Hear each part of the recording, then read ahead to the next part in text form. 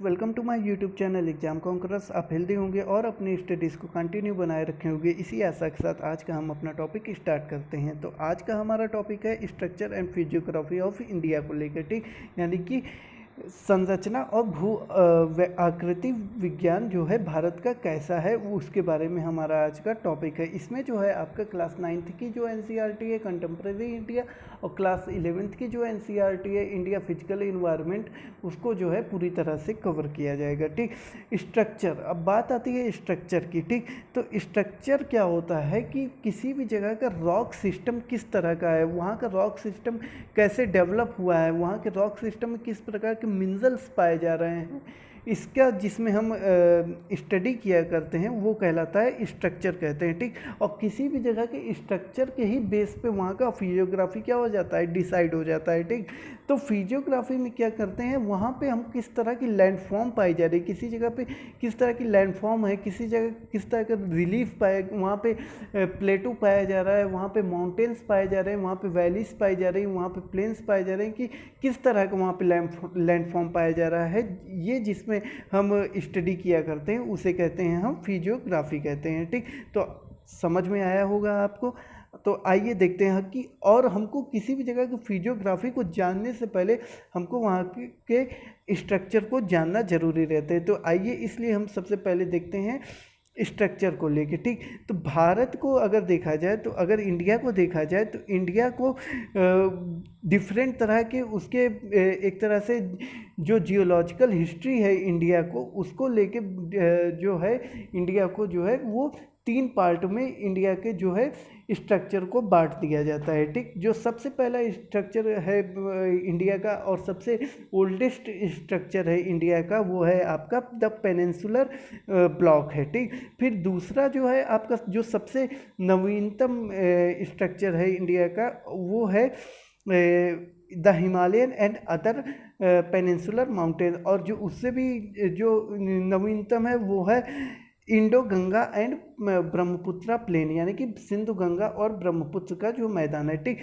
अब किसी भी जगह का स्ट्रक्चर बनता कैसे है ये भी आप थोड़ा समझ लीजिए। देखिए, किसी भी जगह का जो स्ट्रक्चर रहता है वो परिणाम रहता है किसका, वो वहाँ के जो इंडोजेनिक और एक्सोजेनिक और जो प्लेटों का लेटरल मूवमेंट होता है उसका परिणाम रहता है। यानी कि इंडोजेनिक में कौन कौन सी चीज़ें आती हैं, वो आती हैं मेनली 2 तरह की ये आती हैं। एक आती है अर्थक्वेक आती है और एक आता है आपका वॉल्केनो एक्टिविटी, ठीक। तो ये काफ़ी ज़्यादा डिसाइसिव रोल प्ले करते हैं किसी भी जगह के स्ट्रक्चर को लेके। फिर ठीक है, फिर उसके बाद आपका आता है एक्सोजेनिक में आपका आता है वो वेदरिंग और इरोजन की जो प्रोसेस है, मतलब कि अपक्षय और अपरदन की जो प्रोसेस होती है वो आती है एक्सोजेनिक प्रोसेस में। फिर आता है आपका तीसरा जो लेटरल मूवमेंट्स ऑफ प्लेट्स क्या होती हैं, एक तरह की क्या होती है सॉलिड लैंड के ब्लॉक्स होते हैं, ठीक। और आपको मालूम ही होगा कि पृथ्वी को अगर देखा जाए तो मेनली क्या है 7 तरह की प्लेटें पाई गई हैं, यानी कि 7 तरह की प्लेटें हैं, और कहीं कहीं आपको बुक्स में 8 भी लिखा हुआ मिल सकता है, वो भी आपका सही है, ठीक। तो मेनली 7 तरह की प्लेटें पाई जाती हैं, ठीक। और वो क्या करती हैं, वो जो प्लेटें हैं वो मैग्मा के ऊपर क्या करती रहती, मूवमेंट करती रहती हैं, और इन मूवमेंट के कारण क्या होता है कि प्लेट आपस में क्या होती है, टकराती रहती हैं, ठीक। और प्लेटों के टकराने से क्या होते हैं, डिफरेंट टाइप्स के स्ट्रक्चर्स और लैंडफॉर्म बनते हैं, ठीक। तो ये सब बेसिकली क्या थे, ये सब बेसिकली रीजन्स थे किसी भी जगह के स्ट्रक्चर को बनाने के लिए, कि इंडोजेनिक फोर्सेस कैसी है, एक्सोजेनिक फोर्सेस कैसी है और लेटरल मूवमेंट्स कैसा हो रहा है, ठीक। फिर और ये फिर आगे आइए हम देखते हैं। तो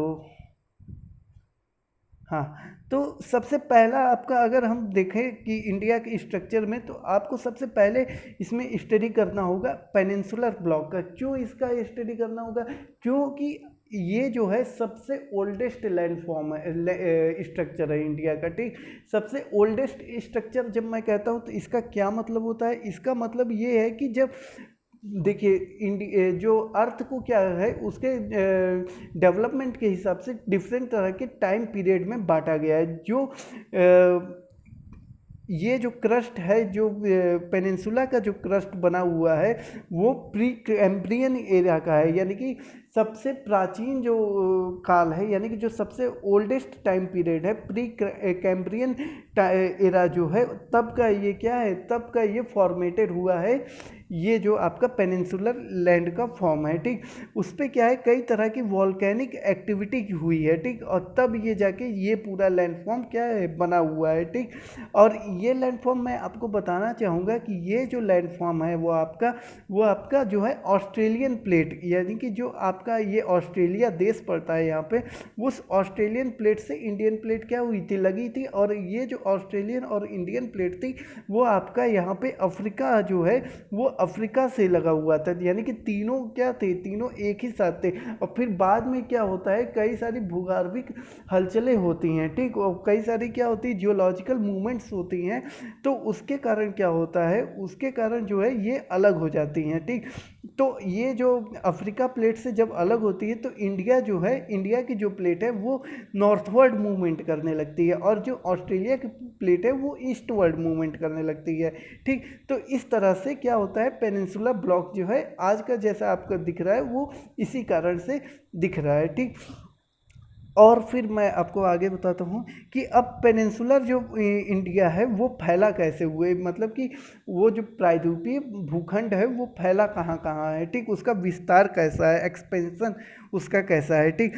देखिए तो यहाँ पे लिखा हुआ है, the northern boundary of the peninsular block may be taken as an irregular line running line from Kutch along the western flank of Aravalli near Delhi and then roughly parallel to the Jamuna and Ganga for as the Rajmahal and the Ganga delta, ठीक। तो इसमें आपको simply बता दिया है कि जो आपका पेनिनसुला वाला भाग है वो गुजरात के कच्छ से लेके राजस्थान के अरावली पर्वत से होते हुए फिर यहाँ पे गंगा और जो यमुना की जो नदियाँ बहती हैं उनके समांतर से होते हुए यहाँ पे आपका राजमहल की जो पहाड़ी है और जो छोटा नागपुर प्लेटो है वहाँ तक क्या होता है, वहाँ तक एक तरह से पैरेलल पाया जाता है, ठीक।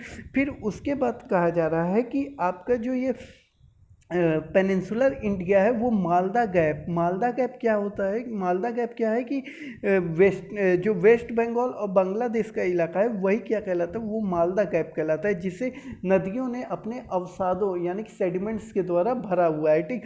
फिर कुछ ऐसी भूगर्भिक हलचलें होती हैं कि ये पेनिनसुला का कुछ भाग क्या हो जाता है, वो कट के अलग हो जाता है, वो कट के अलग हो जाता है, जो कि और ये जो कटा हुआ भाग है वो कौन से भाग है, वो असम में जो आपका कार्बी एलोंग का जो भाग है, जो असम में आपका कौन सा भाग है, वो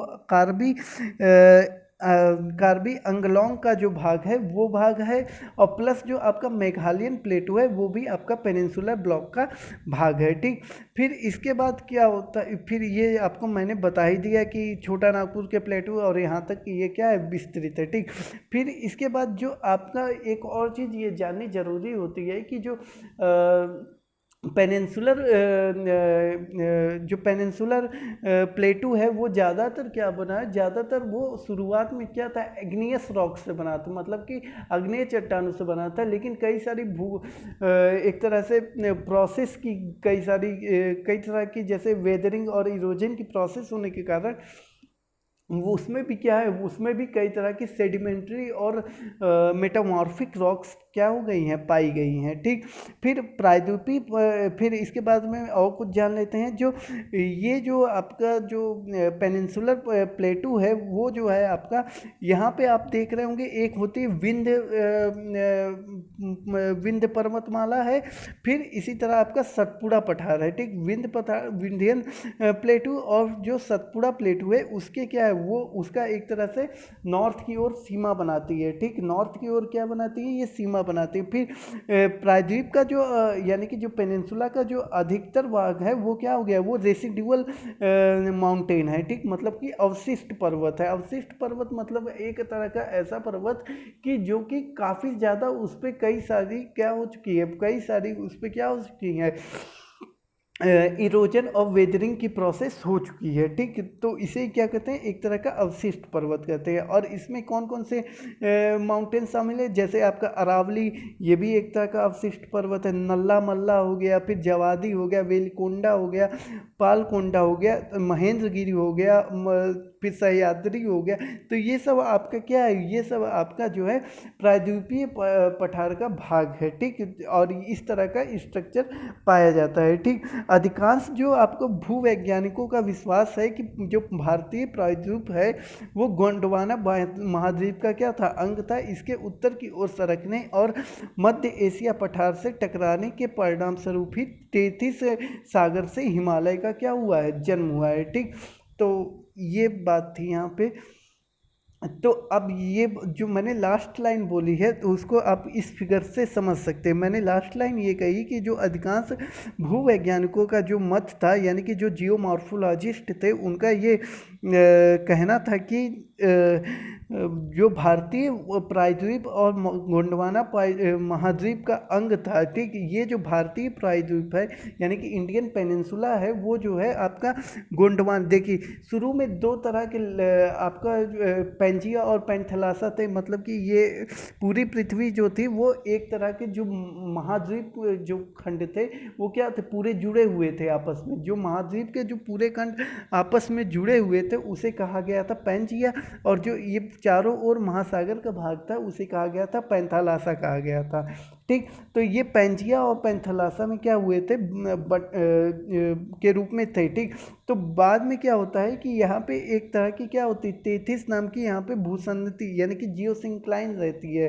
ठीक, जियोसिंक्लाइन एक तरह का सकरा जो है जल का क्या रहता है, गहरा डूबा हुआ भाग रहता है, जो कि दो भूखंडों के बीच में पाया जाता है। ठीक, जो दो लैंड ब्लॉक्स के बीच में क्या होता है, पाया जाता है। ठीक, तो इसके कारण क्या होता है कि कुछ ऐसी भूगर्भिक हलचलें होती हैं कि ये जो अंगारा लैंड होता है वो क्या हो जाता है, इसके जो उतने जो ये पेंजिया, तो पेंजिया का उत्तर का भाग कहलाया था अंगारा लैंड, और दक्षिण का भाग जो कहलाया था वो कहलाया था गोंडवाना लैंड। ठीक, तो कुछ ऐसी भूगर्भिक हलचलें होती है कार्बोनिफेरस टाइम पीरियड में कि वो ये दोनों जो होते हैं वो अलग हो जाते हैं। ठीक, वो ये दोनों क्या हो जाते हैं, अलग हो जाते हैं। जो अंगारा लैंड होता है वो नॉर्थ वर्ल्ड में ही रहता है, और जो गोंडवाना लैंड रहता है वो साउथ वर्ल्ड में रहता है। लेकिन गोंडवाना लैंड में क्या होता है, ये जो गोंडवाना लैंड पाया जाता है कि गोंडवाना लैंड में कई सारी क्या होती है, भूगर्भिक हलचलों के कारण ये कई भागों में बढ़ जाता है। ठीक, एक इसका जो वेस्ट में चला जाता है पार्ट,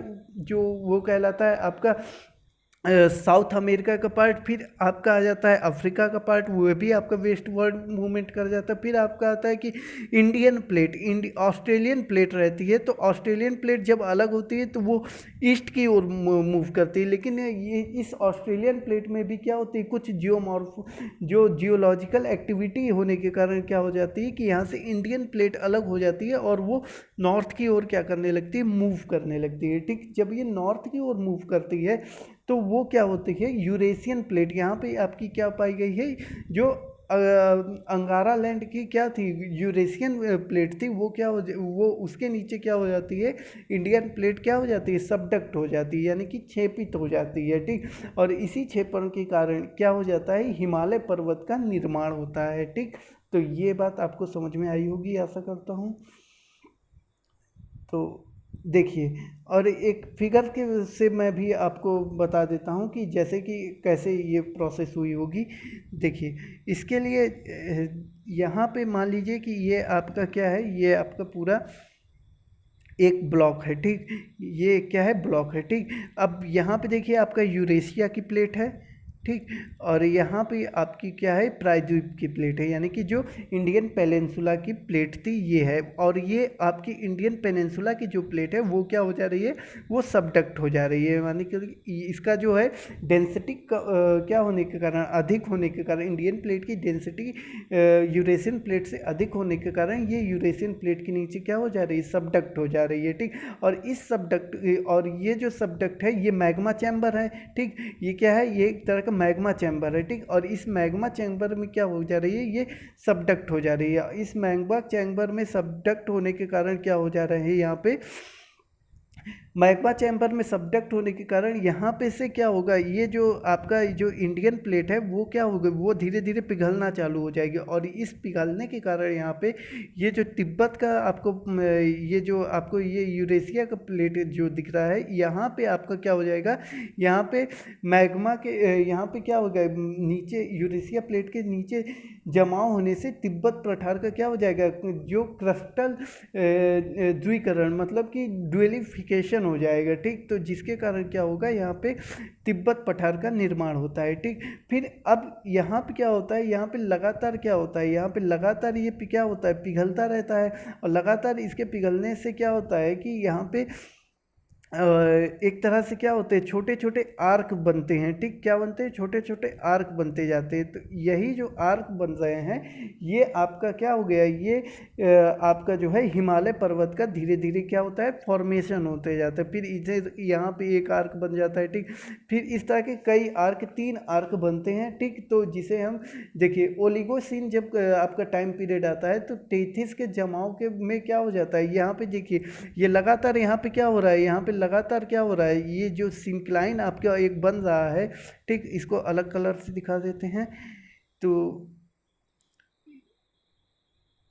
ये जो आपका सिंक्लाइन यहाँ पे बन रहा है, यहाँ पे क्या हो रहा है, लगातार ये क्या हो रहा है, जमाव हो रहा है यहाँ पे, यानी कि सेडिमेंट का लगातार क्या हो रहा है, जमाव हो रहा है। तो लगातार सेडिमेंट के जमाव होने के कारण क्या होता है, ओलिगोक्सीन जब आपका टाइम पीरियड आता है, वहाँ पे अवसादों में क्या हो जाता है, ये जो सेडिमेंट होता है उसमें क्या हो जाता है, वलन आ जाता है। कई भूगर्भिक हलचलों के कारण इसमें क्या हो जाता है, एक तरह से फोल्डिंग हो जाती है इसकी। ठीक, यानी कि वलन आ जाता है इसमें। ठीक, प्रेशर पड़ने से इस पर क्या होता है, फोल्डिंग आ जाती है, जिससे हिमालय की प्रथम पर्वत श्रेणी का क्या होता है, निर्माण होता है, जिसे हम क्या कहते हैं, जिसे हम महान हिमालय के नाम से जानते हैं। ठीक, और इसका जो विस्तार है भारत में पश्चिम में नंगा पर्वत से, ठीक याद रखिएगा, महान हिमालय का जो विस्तार है वो पश्चिम में कहाँ से, नंगा पर्वत से लेके पूरब में नामचा बरवा, नंगा पर्वत जो से लेके जो कि जम्मू कश्मीर में है, और नामचा बरवा कहाँ है, आपका अरुणाचल प्रदेश तक पाया जाता है। ठीक, फिर उसके बाद आपका द्वितीय वलन होता है। ठीक, फिर दूसरा जो वलन है आपका वो मायोसीन कालखंड में होता है। कौन से टाइम पीरियड में होता है, मायोसीन टाइम पीरियड में हिमालय की जो है मिडिल जो श्रेणी रहती है उसका जो है उद्भव होता है। ठीक, जिसे हम किसके नाम से जानते हैं, जिसे हम लघु हिमालय या लेसर हिमालय के नाम से जानते हैं। ठीक, फिर अब महान हिमालय और जो मध्य हिमालय रहता है, जो महान हिमालय और मध्य हिमालय रहता है, उससे कई ढेर सारी क्या निकलती हैं, नदियाँ निकलती है। और इन नदियों के निकलने के कारण इन दोनों हिमालय से क्या होता है, कई सारे ढेर सारे क्या होते हैं, अवसाद लाया जाता है। क्या लाया जाता है, अवसाद लाया जाता है। और इन्हीं अवसाद के कारण क्या होता है, इसी अवसाद के कारण क्या होता है, इसी अवसाद के कारण एक तरह से क्या होता है, ये शिवालिक श्रेणी का क्या होता है, जन्म होता है। ठीक, क्या होता है, शिवालिक श्रेणी का बनती है। ठीक, महान हिमालय तथा मध्य हिमालय से निकलने वाली नदियों के अवसाद के कारण, ठीक, जो रुकिए इसको थोड़ा मैं क्लियर कर देता हूँ। देखिए, फिर यहाँ पे आपका शिवालिक बन गया। ठीक, यह आपका क्या बन गया, शिवालिक श्रेणी बन गई। देखिए इस फिगर में थोड़ा ये यहाँ पे आपका इसको और छोटा बनाना चाहिए था मुझे। फिर यहाँ पे आपका ये महान हिमालय, ये मध्य हिमालय, और यहाँ पे आपका यहाँ पे फिर वलन, यहाँ पे क्या होते हैं, दोनों हिमालय से क्या होते हैं, दोनों जो हिमालय की श्रेणियाँ हैं उससे क्या होती है, उससे नदियाँ निकलती है। और उस नदियों के कारण क्या होते हैं, कई ढेर सारे अवसाद आते हैं यहाँ पे, और इन सेडिमेंट आते हैं। और इन सेडिमेंट में क्या हो जाता है, प्रेशर यानी कि संपीड़न बल के कारण क्या होता है, इसमें भी एक तरह से क्या हो जाता है, वलन आ जाता है, यानी कि फोल्डिंग आ जाती है। और ये यहाँ पे क्या हो जाता है, शिवालिक पर्वत श्रेणी का जो निर्माण है वो आपका प्लायोसीन कालखंड में, यानी कि प्लायोसीन टाइम पीरियड में ये बन जाता है। तो याद रखिएगा आप, ओलिगोसीन में क्या होता है, ओलिगोसीन टाइम पीरियड में आपका महान हिमालय बनता है, फिर उसके बाद मायोसिन टाइम पीरियड में आपका जो है वो मध्य हिमालय यानी कि लेसर हिमालय या मिडिल हिमालय बनता है। फिर इसके बाद जो है आपका जो प्लायोसिन टाइम पीरियड है उसमें आपका शिवालिक की श्रेणियां बनती है, ठीक। फिर इसके बाद आप देखिए कि यहाँ पे एक फिगर में मैं आपको थोड़ा सा और समझा देता हूँ यहीं पे, नहीं तो वो आगे भी प्लेन्स के बारे में है, उसके बारे में था। देखिए ये फिगर आपको, ये मान लीजिए एक ब्लॉक है और इस ब्लॉक में ये शिवालिक की श्रेणियां हैं, ये महान हिमालय की है, फिर ये क्या हो गई मध्य हिमालय की है, फिर इसके बाद ये हो गई शिवालिक की, ठीक। ये शिवालिक की श्रेणी हो गई, ठीक। फिर यहाँ पे क्या होती है, इन तीनों हिमालय से क्या होती है, नदी निकलती है, ठीक। नदियाँ निकलती रहती हैं, रिवर्स का फ्लो होता रहता है, जिसके कारण यहाँ पे क्या होती है, यहाँ पे अवसाद होती है। देखिए जब आप टेथिस क्या हो, जो आप आपने को मैंने बता ही दिया कि टेथिस सागर से ही हिमालय क्या हुआ है, बना हुआ है, ठीक। टेथिस सागर से ही क्या बना हुआ है, हिमालय बना हुआ है, ठीक। तो टेथिस सागर में अवसादों के जमाव के कारण हिमालय बना हुआ है, ठीक। फिर कुछ जो बचा हुआ टेथिस सागर का भाग रह जाता है, ठीक। कुछ क्या रहता है, बचा हुआ टेथिस सागर का भाग रहता है, और इधर क्या रहता है, इधर जो रहता है ये प्रायद्वीप का भाग आ जाता है। क्या आ जाता है, प्रायद्वीप का भाग आ जाता है, ठीक ठीक। फिर ये जो भाग है आपका, जो ये बचा हुआ टेथिस का भाग है, तो यहाँ से जो हिमालय की नदी निकल रही है, जैसे गंगा हो गई, ब्रह्मपुत्र हो गई, सिंधु नदी हो गई, और यहाँ से जो दक्षिण प्रायद्वीप की नदियाँ रहती हैं, ये दोनों ही क्या करती है, यहाँ पे आके अवसादों का क्या कर रही हैं, जमाव कर रही हैं, यानी कि सेडिमेंट्स एक तरह से क्या कर रही हैं, सेडिमेंट्स का एक तरह से जमाव कर रही हैं, ठीक। और ये सेडिमेंट के जमाव के कारण ही क्या बनता है आपका जो है प्लीस्टोसीन कालखंड के पास क्या बन जाता है, यहाँ पे आपका मैदान बन जाता है। क्या हो जाता है, आपका जो मैदान का निर्माण है वो आपका इसी कालखंड में हो जाता है, ठीक। उस काल में खंड में क्या हो जाता है, प्लीस्टोसीन कालखंड में आपका जो ये ट्रेंच बनता है, इसी ट्रेंच में अवसादों के यानी कि हिमालय के जो अवसाद थे और प्रायद्वीप के जो अवसाद थे, दोनों के अवसादों के जमाव के कारण, इस ट्रेंच में दोनों के अवसाद के जमाव के कारण यहाँ पे क्या हो जाता है, प्लीस्टोसीन कालखंड तक प्लेन बनने लगता है। क्या बनने लगता है, प्लेन, यानी कि जो द ग्रेट इंडियन प्लेन कहते हैं, ठीक। या सिंधु गंगा और ब्रह्मपुत्र का मैदान कहा जाता है, ठीक। तो आशा करता हूँ आपको ये चीज़ें समझ में आएगी। काफ़ी बारीक चीज़ें हैं ये समझने के लिए, लेकिन थोड़ा सा अगर आप मेहनत करेंगे तो ये आपको ज़रूर समझ में आएगी। अगर नहीं समझ में आया होगा तो एक बार और आप वीडियो को जो है रिवाइज कर लीजिएगा, तो आपको डेफिनेटली समझ में आ जाएगी। अगर तब भी नहीं समझ में आता तो कमेंट में बॉक्स में आप लिख दीजिएगा, तो मैं वहीं पे आपको रिप्लाई कर दूंगा, ठीक। तो आइए हम देखते हैं आगे। हाँ, तो इसके बाद आपका आता है the Himalayan and other mountains, ये मैंने आपको बता ही दिया। और फिर इसके बाद इंडो गंगा और ब्रह्मपुत्र का कैसे प्लेन बना है वो भी मैंने आपको बता ही दिया कि पूरा इसका फॉर्मेशन आपको यहाँ पे पढ़ना होगा, तो इसको पढ़ लीजिएगा आप, ठीक। फिर इसके बाद ये देखिए, ये एक इम्पॉर्टेंट फिगर है जिसमें आपको क्रॉस सेक्शन दिखाया गया है कि मतलब कि किस तरह से रिलीफ बन रहे हैं, ठीक। किस तरह से यहाँ पे रिलीफ का फॉर्मेशन है, किस तरह से रिलीफ बना हुआ है, ठीक। वहाँ पे ये एक तरह का क्या है, हिमालयन माउंटेन का complex cross section view from north south to north, या नॉर्थ टू साउथ कह सकते हैं, ठीक। देखिए नॉर्थ से लेके आपका पूरा साउथ तक, नॉर्थ से लेके पूरा साउथ तक का आपका किस तरह का रिलीफ है हिमालय का, उसके बारे में आपको बताया गया। देखिए सबसे पहले जो आपको यहाँ पे ये दिख रही है, ये आपका कुनलुन स्लोप है। कुनलुन स्लोप जो है आपका वो पाया जाता है आपका चाइना में पाया जाता है। कहाँ पे पाया जाता है, चाइना। और तो कुनलुन के बारे में की उत्पत्ति ओरिजिन के बारे में हमको जानने की ज़रूरत है नहीं, क्योंकि ये जो है चाइना में आता है, हमको इंडिया की ज्योग्राफी से लेना देना है, ठीक। फिर आपका आता है तिब्बतन प्लेटू। तिब्बतन प्लेटू का निर्माण मैंने आपको बता ही दिया कि जब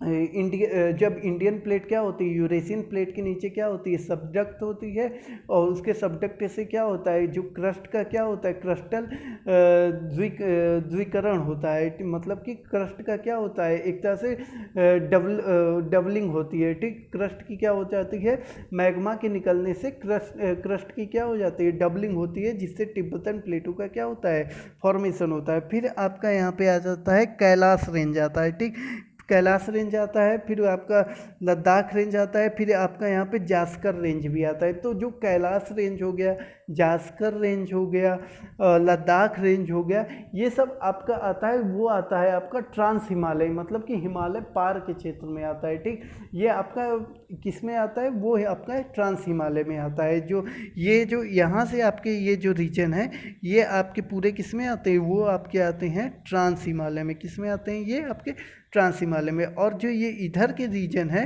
ठीक, जो आपके इधर के रीजन है, वो आपके आते हैं किसमें, वो आपके आते हैं, वो हिमालयन पार्ट में आते हैं। ठीक, वो हिमालयन पार्ट में आते हैं। ठीक, तो अब हिमालयन पार्ट में अगर देखेंगे तो यहाँ पे सबसे ज़्यादा किसमें आपको संपीडन हुआ है, सबसे ज़्यादा संपीडन बल जो है, यानी कि जो प्रेशर फोर्स जो है, वो किस में काम किया है, वो ग्रेटर हिमालय पे काम किया था। तो इसलिए इसके अवसाद सबसे ज़्यादा उठे थे, तो इसलिए सबसे ज़्यादा ऊंचाई इसकी है। फिर उसके बाद आपको दिख रहा होगा मिडिल हिमालय दिख रहा होगा, फिर आपको कौन सा दिख रहा होगा, फिर आपको जो है शिवालिक की श्रेणी दिख रही होगी, और फिर उसके बाद आपको जो है सबसे कम ऊंचाई पे जो है आपको वो सिंधु गंगा का मैदान दिख रहा होगा। किसका मैदान दिख रहा होगा, सिंधु गंगा का मैदान आपको दिखाई दे रहा होगा। तो ये एक तरह से आपका क्रॉस सेक्शन क्या है, क्रॉस सेक्शन व्यू है हिमालय, पूरे हिमालयन टोपोग्राफी का। ठीक, यानी कि जो पूरा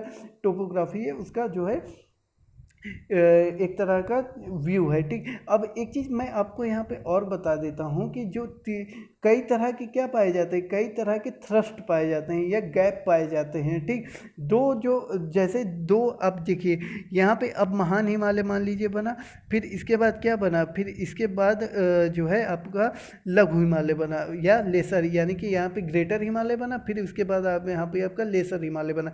तो इसके बीच का ये जो जोन है वो कहलाता है, वो भी क्या कहलाता है, वो डिफरेंट टाइप के जोन्स के रूप में जाना जाता है। ठीक, फिर अगर आपको यहाँ पे मैं आपको बता दूं कि जो तिब्बत का पठार है, यानी कि जो तिब्बतन प्लेटू है, इसको थोड़ा मैं साफ कर दूं। ठीक, रुकिए, कहाँ गया, हाँ, जो आपका, हाँ, तो जो आपका जो है ये तिब्बतन प्लेटू है, जो तिब्बत का प्लेटू है, ठीक, तिब्बत का प्लेटू और जो ग्रेटर हिमालय के बीच का जो जोन पाया जाता है उसे कहते हैं इंडस सांगपो सचर जोन कहते हैं। क्या कहते हैं इसके, ये जो जोन पाया जा रहा है इसे कहते हैं आपका इंडस सांगपो, यानी कि ITS जेड के नाम से जानते हैं। ठीक, Indus Tsangpo suture zone, Tsangpo जो है वह आपको ब्रह्मपुत्र रिवर है। ठीक, यानी कि सिंधु ब्रह्मपुत्र सचर जोन के नाम से जानते हैं। ठीक, फिर आपका जो है ग्रेटर हिमालय और मिडिल हिमालय, ठीक, ग्रेटर हिमालय और मिडिल हिमालय का जो बीच का जोन है उसे आपको कहते हैं, वो आपका कहलाता है, वो MCT के नाम से जानते हैं। मतलब कि ये जो जोन है वो कहलाता है MCT, मतलब कि मेन सेंट्रल थ्रस्ट के नाम से जानते हैं। ठीक, फिर आपका जो आपका मिडिल हिमालय है, ये जो मिडिल हिमालय है और जो शिवालिक श्रेणी है, ठीक, जो मिडिल हिमालय है और शिवालिक श्रेणी के जो बीच का जो एरिया जाना जाता है उसे मेन बाउंड्री थ्रस्ट के नाम से जानते हैं। उसे किस नाम से जानते हैं, main boundary main boundary fault के नाम से जानते हैं। ठीक, क्या जानते हैं, मेन बाउंड्री फॉल्ट के नाम से जानते हैं। ठीक, फिर उसके बाद जो है आपका जो शिवालिक और जो आपका ये सिंधु गंगा का मैदान है उसके बीच का जो इलाका है वो कहलाता है हिमालयन फ्रंटल फॉल्ट कहलाता है। ये क्या कहलाता है आपका, हिमालयन फ्रंटल फॉल्ट, मतलब HFF कहलाता है। ठीक, तो ये इंपॉर्टेंट जोन्स थे जो कि आपको वेरियस एग्जाम में पूछते हैं, तो ये आप कॉपी में अपने नोट डाउन कर लीजिएगा। ठीक, आइए आगे देखते हैं। तो अब देखिए, अब यहाँ पे मैंने आपको पूरा स्ट्रक्चर एक एक बारीकी से समझा दिया कि कैसे आपका प्रायद्वीपीय मतलब कि पेनिनसुलर इंडिया कैसे फॉर्मेटेड हुआ, फिर आपका हिमालयन की फॉर्मेशन कैसे हुई, फिर आपका इंडो गंगा ब्रह्मपुत्र जो आपका प्लेन है उसका फॉर्मेशन कैसे हुआ है। तो तीनों का स्ट्रक्चर मैंने आपको बेसिकली पूरा बता दिया है, ठीक। फिर अब आती है उनके फिजियोग्राफी की बात, ठीक। तो अगर माइक्रो लेवल पे इंडिया को देखा जाए, यानी कि बृहद वेरिएशंस, मतलब कि वेरिएबिलिटी के बेस पे देखा जाए, तो इंडिया को क्या है, इंडिया को मेनली क्या किया गया है, 6 पार्ट में डिवाइड किया गया है। कितने पार्ट में डिवाइड किया गया है, इंडिया को 6 पार्ट में डिवाइड किया गया है, ठीक। तो आइए मैप में देखते हैं कि कैसे डिवाइड किया गया है, ठीक। तो जो सबसे पहला पार्ट है आपका वो कहलाता है आपका नॉर्दर्न माउंटेन पार्ट कहलाता है। क्या कहलाता है, नॉर्दर्न माउंटेन पार्ट कहलाता है, ठीक। फिर इसके बाद जो आपका आता है वो आता है आपका, फिर देखिए सबसे पहला जो आपका है वो आपका आता है north and north east, northern mountain part कहलाता है, या इसे कह सकते हैं नॉर्थ एंड नॉर्थ ईस्ट पर माउंटेन रेंजेस कहते हैं, ठीक। ये जो है आपका, देखिए ये जो है आपका, ये कहलाता है, ये आपका पूरा नॉर्दर्न माउंटेन पार्ट कहलाता है, और ये जो इधर आपका आपका गया वो नॉर्थ ईस्टर्न पार्ट कहलाता है, ठीक। नॉर्थ ईस्टर्न माउंटेन रेंजेस कहलाता है। फिर आपका आता है उत्तर का मैदान, यानी कि जो आपका ये नॉर्दर्न प्लेन वाला एरिया है, ठीक। ये जो आपका नॉर्दर्न प्लेन का जो, ये थोड़ा गलत हो गया, यहीं तक है, नॉर्दर्न प्लेन का जो एरिया है वो वाला भाग आता है, ठीक। ये जो आपका दिख रहा है वो नॉर्दर्न प्लेन वाला जो एरिया है, ठीक। ये यहाँ से, ठीक, ये नॉर्दर्न प्लेन वाला एरिया है, ठीक। फिर आपका इसके बाद आता है प्रायद्वीपीय पठार, मतलब कि पेनिनसुलर प्लेटू। ये जो आपका ट्रायंगल की तरह एक दिख रहा है पूरा, ये यहाँ से ये पूरा जो ट्रायंगल की तरह, और यहाँ के जो कुछ रेंजेस हैं उसको भी साथ में ले लीजिए। तो ये जो आपका पूरा दिख रहा है, और ये जो दिख रहा है वो आपका आता है पेनिनसुलर प्लेटू में आता है, ठीक।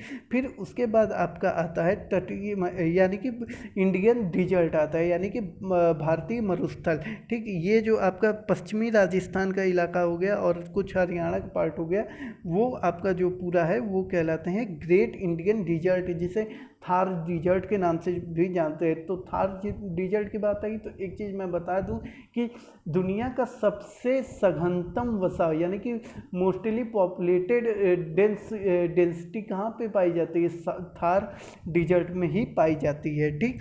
तो ये बात एक फैक्ट थी, ठीक। फिर इसके बाद आपका आता है तटीय मैदान, मतलब कि कोस्टल प्लेन आता है, ठीक। ये जो आपका वेस्टर्न घाट्स और ईस्टर्न घाट्स के जो क्या है कोस्टल प्लेन है, फिर वो वाला भाग आ जाते हैं। फिर इसके बाद आपका एक और बांटा गया है जिसे कहते हैं हम आइसलैंडिक ग्रुप्स कहते हैं, ठीक। यानी कि द्वीप समूह जो कहते हैं, एक यहाँ पे आइसलैंड है, अंडमान निकोबार, और कुछ और छोटे छोटे, और यहाँ पे भी लक्षद्वीप और कुछ छोटे छोटे आइसलैंड है।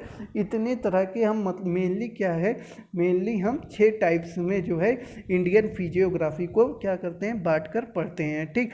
जिसमें से पहला है आपका northern and north eastern mountain, northern plain, फिर पेनिनसुलर प्लेटू, फिर आपका इंडियन डिजर्ट, फिर आपका कोस्टल प्लेन, फिर आपका आइसलैंड, ठीक, मतलब कि द्वीप समूह, ठीक। तो आइए हम शुरू करते हैं। सबसे पहला अपना जो है northern and north eastern mountain से, ठीक। कैसे उत्तर और उत्तर पूर्व जो पर्वत श्रेणियाँ हैं उससे हम शुरू करते हैं, ठीक। तो सबसे पहले हम देखते हैं कि यहाँ पे पेन ले लेते हैं, ठीक। तो सबसे पहले हम देखते हैं जो नॉर्थ और north eastern mountain consist of the Himalayas and the northern eastern hills, ठीक। The Himalayas consist of a series of parallel mountain ranges, ठीक। तो इसमें आपको जैसे ही फिगर में अगर आप देखे होंगे तो यहाँ पे दिखाया गया होगा कि, जो कि फिगर में ही दिखा देता हूँ, देखिए सबसे पहले बताया गया है कि जो नॉर्थ और नॉर्थ ईस्टर्न पर्वतमाला है, माउंटेन रेंजेस है, वो आपका जो है नॉर्थ पार्ट में पाया जाता है, जो उत्तर में क्या पाया जाता है, ठीक।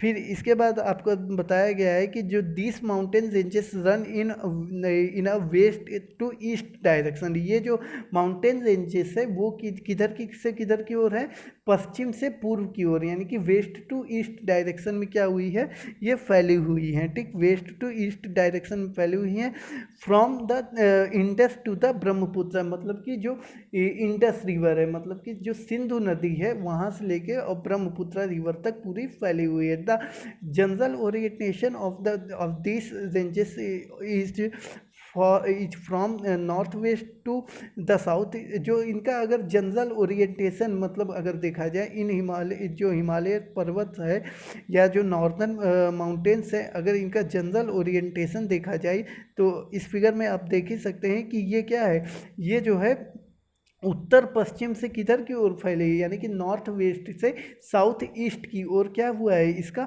ओरिएंटेशन है पूरा किधर से किधर की ओर है, north west to south east, इसका क्या है, ओरिएंटेशन है। ठीक, ये आप देख सकते हैं north west to south east, इसका क्या है, ओरिएंटेशन है। और यहाँ पे तीन तरह की क्या पाई गई हैं, श्रेणियाँ पाई जाती हैं, तीन तरह की, एक तरह से पैरेलल सीरीज पाई जाती है, जिसे सबसे पहला अगर आपको देखा जाए तो इसे महान हिमालय सीरीज कहते हैं, फिर आपका आता है लेसर हिमालय सीरीज कहा जाता है, फिर आपका आता है शिवालिक रेंजेस आता है, क्या कहलाता है, शिवालिक रेंजेस कहलाता है। अब थोड़ा हिमालय की हम क्या कर ले, लेंथ और विड्थ के बारे में पता कर लेते हैं, यानी कि लंबाई कितनी है, यानी कि पश्चिम से पूर्व में इसकी वेस्ट टू ईस्ट इसकी कितने किलोमीटर की ये लंबाई, तो लगभग 2500, या अगर कुछ छोटे छोटे पूर्वी जो आप जो प्रायद्वीप का विभाग है उसको भी मिला देंगे तो 2600 किलोमीटर इसकी लंबाई आ जाएगी, या 2500 किलोमीटर इसकी लंबाई होती है। ठीक,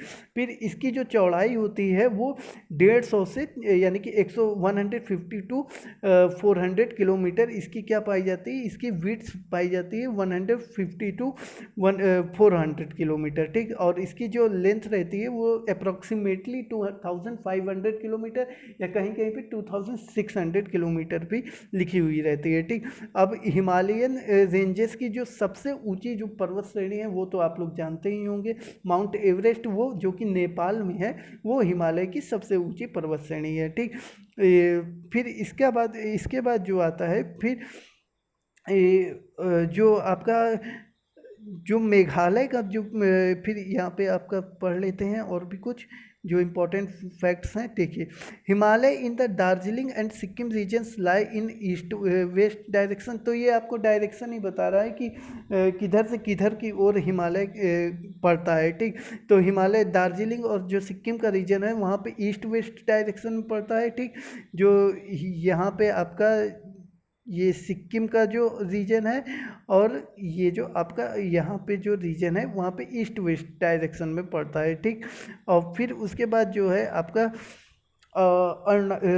ईस्ट वेस्ट डायरेक्शन पड़ता है। फिर आपका जो है अरुणाचल प्रदेश में जो है वो साउथ वेस्ट डायरेक्शन में पड़ जाता है। साउथ वेस्ट डायरेक्शन, अब मान लीजिए यहाँ पे आप ये जो है ऐसे पार्ट पड़ता है। ठीक, ऐसे पार्ट पड़ता है तो यहाँ पे आपका ये सिक्किम पड़ जाता है। ठीक, तो ये जो सिक्किम है यहाँ पे आपका ईस्ट वेस्ट में हिमालय है। ठीक, यानी कि वेस्ट टू ईस्ट हिमालय है। ठीक, सिक्किम हो गया, भूटान हो गया, दार्जिलिंग हो गया, यहाँ पे ईस्ट वेस्ट हिमालय है। ठीक, फिर इसके बाद जैसे ही आपका क्या पड़ता है, अरुणाचल प्रदेश, नागालैंड, ये मणिपुर और मिजोरम वाले जो इलाके हैं वहाँ पे ये क्या हो जाता है, वहाँ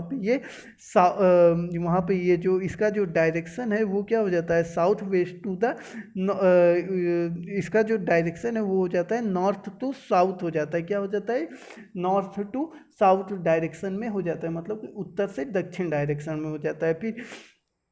फिर इसी तरह से यहाँ पे आपको गारो, खासी, जयंतिया, मिकिर, रेंगमा, ये सब जो पर्वत श्रेणियाँ हैं वो आपका ये पड़ती तो हिमालय के पास ही है, लेकिन ये जो आपका अगर संरचना की यानी कि स्ट्रक्चर के अगर नज़रिए से देखेंगे तो आपको मैंने बता ही दिया कि वो मालदा फॉल्ट से क्या हो गई थी, अलग हो गई थी प्रायद्वीपीय प्लेट से।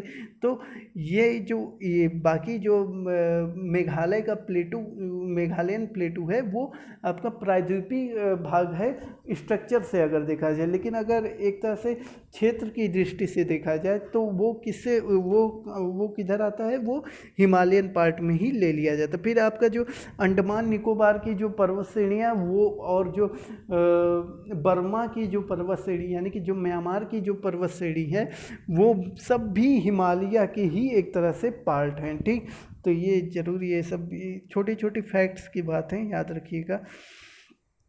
फिर यहाँ पे आपका डिस्टेंस दिया हुआ है, ये आप पढ़ लीजिएगा। फिर आगे बढ़ते हैं। देखिए, अब हिमालय को बेसिकली अगर देखा जाए तो बेसिकली हिमालय को दो टाइप में क्या किया गया है, डिवीजन किया गया है। एक होता है इसका लॉन्गिट्यूडनल डिवीजन किया गया है, दूसरा इसका क्या किया गया है, लैटिट्यूडनल डिवीजन।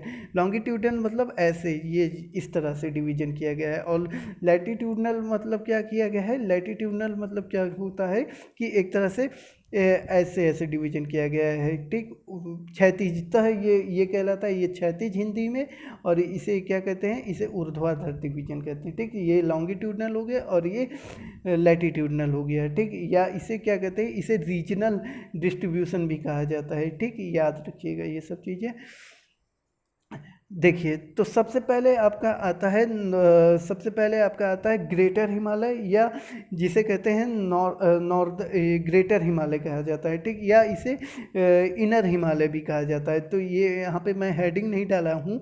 तो लॉन्गिट्यूडनल डिवीजन में सबसे पहला पार्ट आपका आता है, ये लॉन्गिट्यूडनल डिवीजन में आपका सबसे पहला पार्ट आता है ग्रेटर हिमालय का। किसका आता है, ग्रेटर हिमालय का आपका सबसे पहला पार्ट होता है, जिसके विषय में यहाँ पे लिखा गया है। ठीक, तो पढ़ लेते हैं इसको। The northern most region is known as great और इनर हिमालय। ठीक, तो ये लिखा हुआ है कि जो आपका सबसे नॉर्दर्न रीजन है हिमालय का, उसे ही क्या कहा जाता है, उसे ग्रेट या इनर हिमालय के नाम से जानते हैं। और ये जो रहता है, ये पूरे साल क्या रहता है, पूरे वर्ष भर क्या रहता है, बर्फ़ से ढका रहता है, इसलिए इसे हिमाद्री के नाम से, यानी कि आइस कैप्ड रहता है, इसलिए इसे हिमाद्री के नाम से भी जानते हैं। ठीक, it is the most continuous range consisting of the loftiest peaks with an average height of 6000 metre. ठीक, तो इसमें ये लिखा गया है कि जो इसमें क्या होता है, बहुत ऊंचे ऊंचे क्या पाई जाती है, पर्वत श्रेणियाँ पाई जाती है, पर्वत चोटियाँ पाई जाती है बहुत ऊँची। जैसे आपका जानते हैं कि एवरेस्ट, जिसकी ऊंचाई क्या है 8850 यानी कि 8850 मीटर्स की है, वो भी किस में पाई जाती है, वो भी आपका ग्रेट हिमालय में पाई जाती है। फिर आपका कंचनजंगा हो गई, जो कि भारत की सबसे अगर पीओके को ना लिया जाए इंडिया में, तो भारत की सबसे ऊंची जो चोटी है वो कंचनजंगा है 8598 मीटर की। लेकिन अगर पीओके को भी अपने में शामिल कर लिया जाए तो वो जो पीओके का जो रीजन है उसको अगर ले लिया जाए तो भारत की सबसे ऊंची चोटी है वो केटू गाडविन आर्स्टिन हो जाती है। क्या हो जाती है, केटू गाडविन आर्स्टिन हो जाती है। ठीक, फिर उसके बाद आपका मकालू आता है 8481 किलोमीटर की है। फिर धौलागिरी आ जाता है 8172 किलोमीटर की। तो इस तरह से आप देख सकते हैं कि महान हिमालय में क्या है, काफ़ी ज़्यादा ऊंची ऊंची चोटियाँ पाई जाती हैं। ठीक, फिर it contains all prominent peaks the fold of the Himalaya great Himalaya asymmetrical in nature. मतलब कि ये क्या है, एक तरह से असिमेट्रिकल है। असिमेट्रिकल का मतलब कि एक दूसरे से क्या नहीं है, एक दूसरे से समान नहीं है। ठीक, मतलब कि एक दूसरे से समानता नहीं रखती हैं। ठीक, अलग अलग हैं। ठीक, एक दूसरे से दूरी बनाए हुए, कोई ऊंचाई, कहीं पे ऊंचाई ज़्यादा है, कहीं पे ऊंचाई कम है, तो ये असिमेट्रिकल फॉर्म में है। ठीक,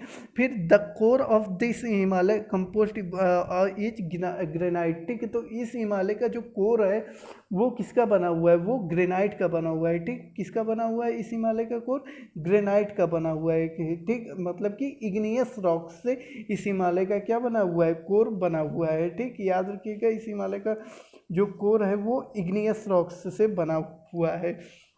ठीक, तो अगर देखा जाए तो जो कोर की बात आई है, तो इसमें मैं आपको एक चीज़ और बता देना चाहूँगा कि इसकी जो बहिर्वर्त जो बाहरी जो महान हिमालय की जो ग्रेटर हिमालय की जो बाहरी आउटवर्ड जो रॉक्स है वो क्या है, वो एक तरह से फोल्ड और क्या है सेडिमेंट्री रॉक्स हैं, जबकि इसकी जो सेंट्रल रॉक्स हैं वो क्या है, वो बैथोलिट डोम की बनी है। किसकी बनी है? बैथोलिट डोम। ये सब आपका जब ज्योग्राफी कोर का चीज़ें जो हैं, जो जो आपको क्या है, जो आपको रॉक जब जिसमें आप जब आप चट्टाने पढ़ते हैं या रॉक सिस्टम पढ़ते हैं, तब ये आपको ज़्यादा समझ में आता है। ठीक, तो सबसे जब पहले पृथ्वी के अंदर ही क्या होता है, जब ज्वालामुखी का उद्गार होता है और जब ऐसी आकृति बनती है तो उसे क्या कहते हैं? बैथोलिट डोम कहते हैं। ठीक, क्या कहते हैं? बैथोलिट डोम कहते हैं, जो कि ग्रेनाइट और नीस से निर्मित होती है। ठीक, फॉर्मेटेड होती है किसी ग्रेनाइट और नीस से। फिर इसके जो संपीड़न में जो मध्यवर्ती भाग में जो चट्टान बनती है उसे कायांतरित कहते हैं या मेटोमॉर्फिक कहते हैं। फिर उसके जो बाद बनती है उसे क्या कहते हैं? उसे कहते हैं सेडिमेंट्री कहते हैं। ठीक, तो हिमालय के जो सबसे ऊपर वाली चट्टानें हैं, जो रॉक है, उसे कहेंगे सेडिमेंट्री। जो मिडिल वाली है उसे कहेंगे मेटामॉर्फिक। फिर उसके जो सबसे नीचे है वो है बैथोलिट डोम है। ठीक, तो ये इस तरह से है। ठीक, और इस जो हिमालय रेंज है, ये जो हिमालय रेंज है, यहाँ पे कई तरह के क्या पाए जाते हैं? इस हिमालय रेंज में कई तरह के आपके ग्लेशियर्स पाए जाते हैं। इस हिमालय रेंज में आपके क्या पाए जाते हैं? कई तरह के ग्लेशियर्स पाए जाते हैं। जैसे आपका हो गया, आपने सुना होगा सियाचिन ग्लेशियर का नाम होगा, सासा पानी होगा, फिर कई तरह के ग्लेशियर्स पाए जाते हैं। ठीक, फिर आइए आगे देखते हैं। आपका नॉर्दर्न मोस्ट यानी कि ग्रेटर हिमालय हो गया। फिर आपका है लेसर हिमालय, या जिसे हम कहते हैं हिमाचल हिमालय। ठीक, ये इसके नाम से भी जानते हैं। ठीक, आइए देख लेते हैं। The range lying off to the south of the Himadri, यानी कि जो ग्रेटर हिमालय के साउथ में रहता है। अब ग्रेटर हिमालय हो गया, ये मान लीजिए आपका ग्रेटर हिमालय हो गया। फिर ग्रेटर हिमालय के जो साउथ में है ये है आपका, ये आपका क्या कहलाएगा? ये आपका कहलाएगा लेसर हिमालय, या इसे हिमाचल हिमालय के नाम से जानते हैं। The ranges are mainly composed highly compressed and altered rocks. ठीक, अल्टर्ड रॉक्स मतलब क्या हो गया कि मेटामॉर्फिक रॉक। ठीक, हाईली कंप्रेस्ड मतलब कि काफ़ी ज़्यादा इसमें कंप्रेशन यानी कि संपीड़न का बल लगा हुआ है। ठीक, और इसके बाद क्योंकि ये जो शिवालिक है और कि ग्रेटर हिमालय के बीच में पाई गई, तो इसलिए ये इसमें क्या है, इसमें काफ़ी ज़्यादा संपीड़न बल यानी कि कंप्रेशन फोर्स लगी हुई है। ठीक, और जिसके कारण ये क्या हो गई? अल्टर्ड हो गई। अल्टर्ड मतलब क्या होता है कि मेटामॉर्फिक हो गई है। ठीक, मेटामॉर्फिक मतलब रूपांतरित चट्टानों के रूप में पाई जाती है। ठीक, द एल्टीट्यूड वेरीज बिटवीन 3000, इसका जो एल्टीट्यूड है यानी कि जो हाइट है इसकी, वो वेरी करती है कितने से कितने मीटर के बीच? 3700 टू 4500 मीटर्स के बीच। और जबकि इसकी जो विड्थ है, जो इसकी चौड़ाई है, वो लगभग में 50 किलोमीटर के पास पाई जाती है। ठीक, और इसमें कई तरह की रेंजेस पाई जाती हैं। ठीक, कई तरह की श्रेणियाँ पाई जाती हैं। तो इस हिमालय की जो सबसे बड़ी श्रेणी है वो कहलाती है पीर पंजाल श्रेणी है। ठीक, कौन सी श्रेणी है? पीर पंजाल श्रेणी, जो आपकी लेसर हिमालय में पाई जाती है, वो सबसे बड़ी श्रेणी है। ये आप याद रखिएगा, ये एक ये जो है एग्जाम पॉइंट ऑफ व्यू से इम्पॉर्टेंट है। ठीक, फिर आपका इसी में आता है धौलाधर श्रेणी आता है, फिर महाभारत रेंजेस आता है, फिर इसी तरह की कई और श्रेणियां भी इसके अंतर्गत आती हैं। ठीक, फिर the range consist of famous, और इसके अंतर्गत क्या होती है? कई तरह की वैली आती है। देखिए, अब ये यहाँ पे हो गई महान हिमालय, यहाँ पे हो गया क्या? ग्रेटर हिमालय, यहाँ पे हो गया लेसर हिमालय। फिर ये जो घाटियाँ पाई जाती हैं, इन घाटियों में कई तरह की क्या पाई, ये जो गैप है, यहाँ पे कई तरह की घाटियाँ पाई जाती हैं और काफ़ी ये क्या होती है? काफ़ी उपजाऊ घाटियाँ रहती हैं ये। ठीक, तो जैसे आपका हो गया कश्मीर वैली। ठीक, कश्मीर वैली भी या आपका क्या है? ये लघु हिमालय का भाग है। ठीक, फिर कांगड़ा वैली हो गया, आपने कुल्लू वैली उसका नाम सुना होगा, जो कि हिमाचल में है। तो इस तरह के कई हिल स्टेशंस, कई तरह के वैलीज पाई जाती हैं, ठीक। और यहाँ पे एक चीज़ और आप लोग जान लीजिएगा, जैसे कि भारत के अधिकांश जो हेल्दी, मतलब कि अगर किसी को अपना हेल्थ बढ़ाना हो तो वो जैसे शिमला हो गया, मसूरी हो गया, डलहौजी हो गया, डलहौजी वही लाल डलहौजी जो थे उन्हीं के नाम पे ये जगह पड़ी है, ठीक। फिर नैनीताल हो गया, दार्जिलिंग हो गया आदि जो है, और इसी तरह के कई और जो है वो लेसर हिमालय के दक्षिणी ढलानों पर, यानी कि साउथ वर्ल्ड जो आपका स्लोप है वहाँ पे ये इस तरह की काफ़ी ज़्यादा घूमने के जो प्लेसेस हैं, और काफ़ी ज़्यादा अगर किसी को अपनी हेल्थ अच्छी करनी हो, क्योंकि वहाँ पे जो है इन्वायरमेंट काफ़ी अच्छा है, ठीक। तो उसके कारण क्या हो जाएगा, उसके कारण हेल्थ अच्छी हो जाएगी। तो यह काफ़ी ज़्यादा यहाँ पे घूमने वाले प्लेसेस पाए गए हैं, पाए जाते हैं, ठीक। इस जो ये हिमालय का जो आपका लेसर हिमालय का भाग है। फिर आप अंतिम वाला देख लेते हैं जो आपका लॉन्गिट्यूडनल डिवीजन में आता है, शिवालिक श्रेणी के बारे में, ठीक। तो शिवालिक श्रेणी जो रहता है वो सबसे outer most range Himalaya is called Shivalik. जो सबसे बाहर की रेंज होती है हिमालय की वो शिवालिक के नाम से जानी जाती है। दे extend over a with 10 to 50 kilometre, और इसकी जो चौड़ाई होती है वो 10 से 50 किलोमीटर की होती है। और जो एल्टीट्यूड होता है यानी कि जो हाइट होती है वो क्या कहते हैं, वेरी करती है 900 to 1100 के बीच, ठीक। तो this ranges are composed of unconsolidated sediment brought. देखो ये जो पहले ही मैंने आपको शिवालिक जब आपको हिमालय फॉर्मेशन पढ़ा रहे थे तभी मैं आगे ही बता दिया हूँ कि ये कैसे फॉर्मेटेड हुआ है, कि जो जो ग्रेटर हिमालय है और लेसर हिमालय से जो निकलती हुई नदी है उन्हीं के जो सेडिमेंट के जमाव के कारण ये जो है शिवालिक में क्या हो गया, कंप्रेशन, शिवालिक जो रेंज है वो क्या हुई, वो बनी हुई है, ठीक। और this valleys are covered with thick gravel and alluvium. और ये जो वैली है काफ़ी ज़्यादा उपजाऊ है, क्योंकि और यहाँ पे क्या है, ग्रेवल और एल्यूवियम, मतलब कि जो जलोढ़ एक तरफ की सॉइल पाई जाती है यहाँ पे, ठीक। फिर इसके बाद जो है, इसके बाद यहाँ पे the longitudinal valley lying between lesser Himalaya and Shivalik are known as Doon. यानी कि ये जो लेसर हिमालय, ये शिवालिक हो, लेसर हिमालय हो गए, ये शिवालिक होगा, इन दोनों के बीच की जो घाटियाँ हैं उसे कई नामों से हम जानते हैं। जैसे आपका दून हो गया, ठीक, आपका दून हो गया, दुआर हो गया। जैसे पश्चिम में इसे, जो वेस्ट में इसे किस नाम से, वेस्ट में इसे किस नाम से जानेंगे, दून के नाम से जानते हैं इन घाटियों को। और जो पूर्व में इसे क्या कहते हैं, दुआर के नाम से जानते हैं। जैसे आपने नाम सुना होगा देहरादून, कोठरी दून, पटली दून, ये सब आपने नाम सुना होगा, ठीक। फिर इस तरह से ये आपका डिवीजन हो गया, लॉन्गिट्यूडनल डिवीजन हो गया, ठीक।